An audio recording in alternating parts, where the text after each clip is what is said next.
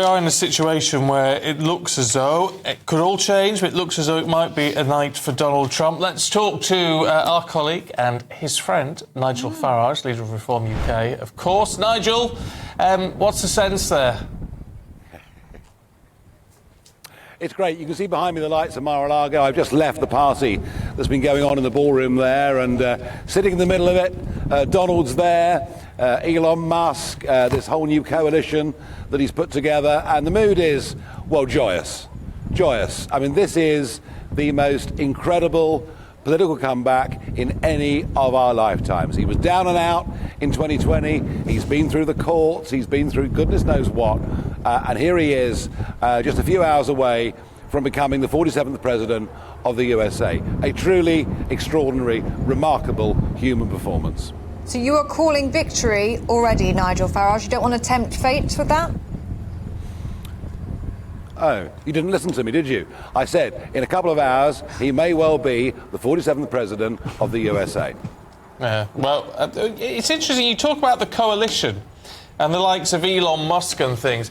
I mean, how well thought through a coalition is that? I mean, we all saw him get to the stage, and obviously he's giving his money away and all the rest of it. But what actually will... I mean, are these people who could form part of the administration? Oh, yes. I mean, look, Robert Kennedy, of course, involved in this. Make America Healthy Again. Sceptical about the level of prescription drugs being given out in America, the impact that it's having on the lives of so many people, the diets that young kids of America are on. He's part of the coalition. Elon Musk, a really important part of this coalition. And if he gets put in office to cut the size of the administrative state, it will be spectacular. Have you spoken to Donald Trump so far? Have you seen him in the room with you? How is he feeling at this point of the night? I saw him about 15 minutes ago. So about 50 minutes ago, very briefly, said a quick hello, said, well done, you've done it. He said, thank you, thanks for being here. And he was there. I mean, tonight he looks a bit more tired than he's looked, because, goodness me, he did 4 rallies yesterday. But no, he's there, surrounded by hundreds of people. His friends, his family are there, his supporters are there. I had a very nice chat with Barron. His son, the 18-year-old, is very switched on. It's a very, very nice mood. And to be honest, he's incredibly laid back. Yeah, I'll tell you what, Nigel, I mean, look, being sort of absolutely straight and up front, because loads of people, as you can imagine, say, oh, you know, Nigel Farage, what's he like? And I always say, well, you know, whatever you think of his politics, he's actually a really nice fella. Be absolutely straight with us about Donald Trump. What is he like as a human being? Warm, incredibly warm, makes everyone he meets feel $1 million, makes them feel special. He's nice to drivers, he's nice to waitresses, he's nice to those lower in society than him, and that's very much, I think, a mark of a man. He's also incredibly funny. Very, very sharp, fun sense of humour, and you've seen some of that over the last couple of weeks on the campaign trail. It's interesting that you mention his 18-year-old son, Barron, because some commentators are saying that he's been influential in the style of Donald Trump's campaign, and his decision to go on the likes of the Joe Rogan podcast was apparently the idea of Barron, this so-called bro vote. I mean, do you think he's been that influential on his father?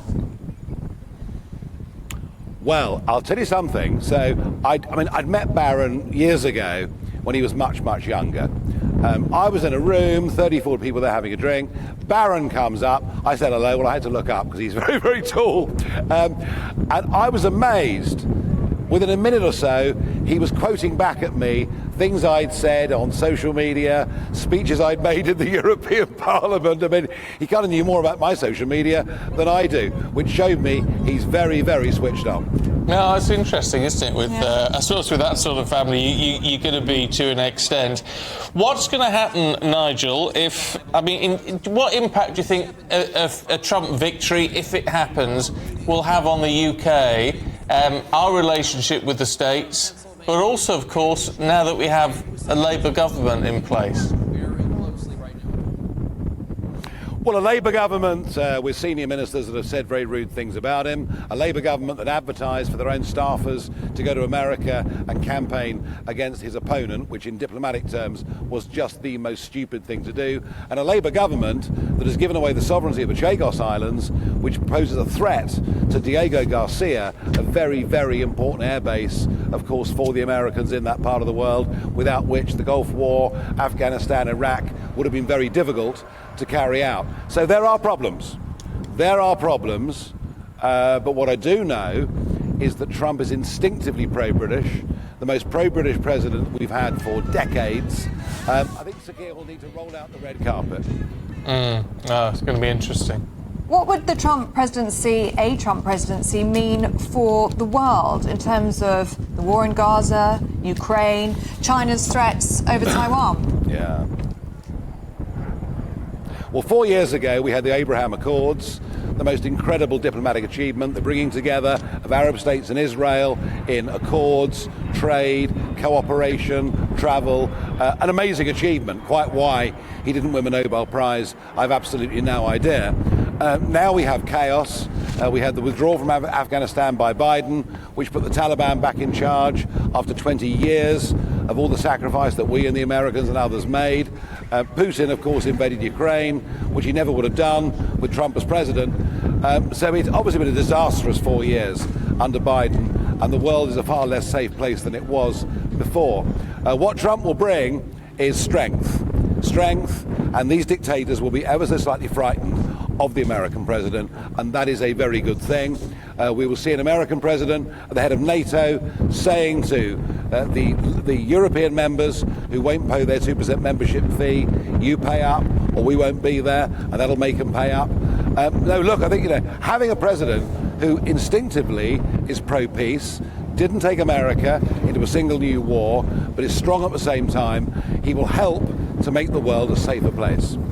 OK, Nigel, really good to talk to you. Hopefully talk to you in the next hour or so, and see if you can get the Donald on WhatsApp, and we'll have a chat to him as well. You never know. Try your magic. Enjoy the party. Right, should we catch up with the latest with Tom? Let's do just that. Of course, the map, since we've been talking, since we last saw it, has had the first of the 7 swing states declare. Let's take a look. We've got North Carolina here, which was considered a swing state, one of the 7, which has now officially been called red. That's gone to Donald Trump. It must be said, Donald Trump did win it in 2020 and in 2016, but it was seen to be drifting. It was seen to be one of these ones that Kamala could pick up, but she didn't. Donald Trump has won it, but we need to look at some of those other key swing states. Georgia, Pennsylvania, Michigan, Wisconsin, Arizona, Nevada. In Georgia, the lead is considerable for the Republicans. On my last count, 130,000 votes ahead, with 93% in for Georgia, which leads me to suspect that we will likely get a call in Georgia in the not-too-distant future. Pennsylvania is a very, very interesting one, because it did start off the night with not a big Republican lead at all, nipping and tucking and dodging, and one going ahead of the other. But in Pennsylvania now, 83% in, you've got the Republicans ahead by about 200,000. Now,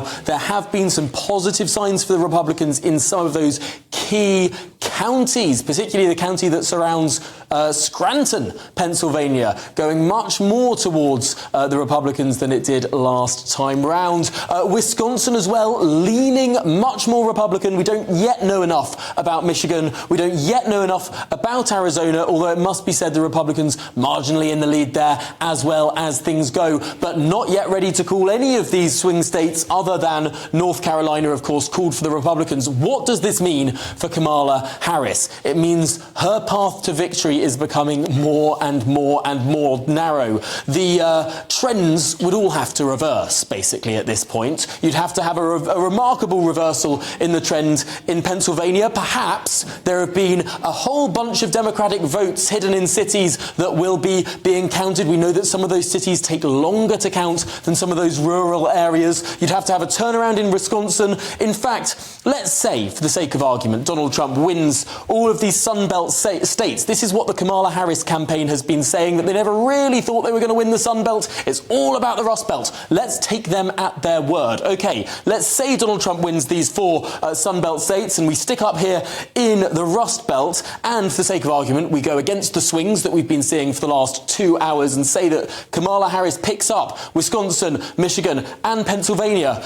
She still doesn't win. She needs one more antagonising vote to get over that line. Where could that come from? Well, Nebraska and Maine have interesting different ways that they provide their electoral votes. It's not winner takes all. The person who wins these states will get 2 electoral votes for winning, and then 1 for each of the remaining congressional districts in the state. So the last time round in 2020, that meant 1 electoral vote in Nebraska went to the Democrats and the rest went to the Republicans, and vice versa in Maine. Could Kamala Harris pick up 1 electoral vote in Nebraska and get these Rust Belt states? Well, it would be winning on the razor thinnest of margins. It's her only chance really left to win. But I have to say, all of the trends at this stage are against that.